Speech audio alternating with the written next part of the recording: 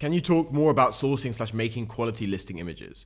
So in regards to sourcing is a unique thing purely because it's so dependent on the item, right? So ideally, the main goal is what I've got set up is like I have a multitude of suppliers and basically agents. I have a couple different ones for different niches.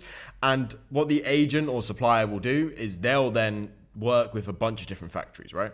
So one of my suppliers is for home goods. He specializes in a niche that I'm within in home goods. So he will then contact the probably 50 different factories and accumulate all the items into his warehouse and then ship it out from his warehouse. So it makes it super easy for us.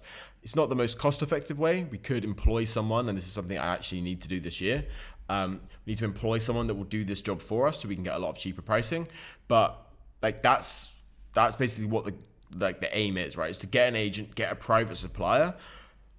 The best way to find private suppliers, in my experience, is either from referrals, right? Like friends being like, yo, here's a good private supplier, or it's from like Facebook group chats. I've had a lot of success with actually doing this on Facebook group chats. So there's a million Facebook group chats like, oh, Chinese suppliers here, Chinese suppliers there, and you can find a lot of relevant suppliers there.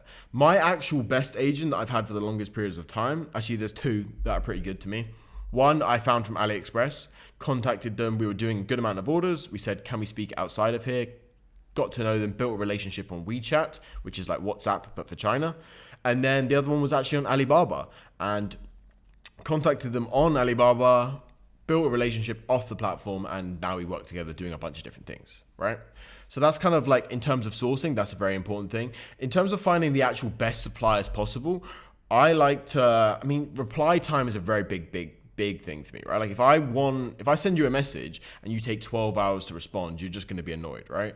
Like especially when it's that kind of business relationship where I'm literally spending like sometimes over £100,000 in literally like a single 30-day period, like quite often that, right?